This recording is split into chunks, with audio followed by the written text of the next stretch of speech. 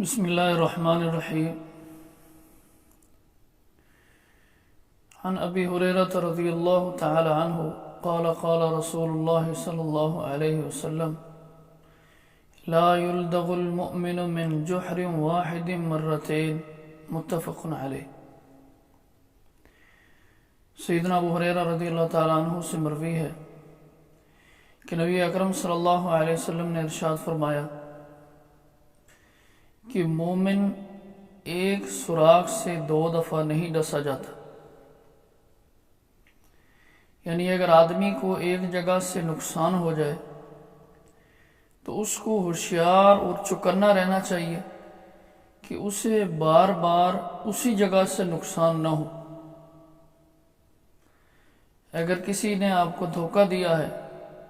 کسی نے آپ کو تکلیف پہنچائی ہے،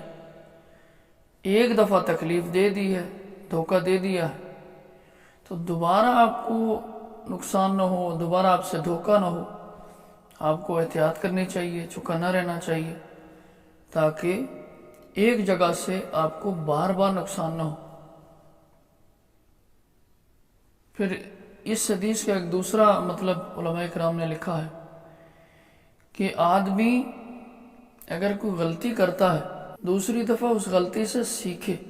یہ نہیں کہ وہ غلطی بار بار دہرائے۔ اور لا يلدغ المؤمن من جحر واحد مرتين کا مطلب یہ ہے کہ ایک سوراخ سے کسی موذی جانور نے، کسی موذی انسان نے آپ کو نقصان دیا ہے، جانور نے ڈسا ہے، تو بار بار آپ اس بل میں ہاتھ نہ دیں جہاں سے آپ کو نقصان ہوا،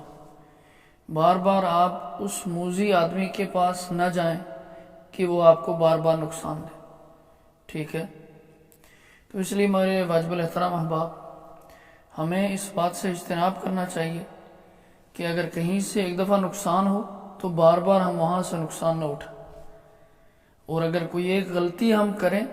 تو بار بار وہ غلطی نہ کریں، پہلے والی غلطیوں سے سیکھیں۔ اللہ تعالی ہم سب کو عمل کی توفیق عطا فرمائے۔ جزاکم اللہ خیر۔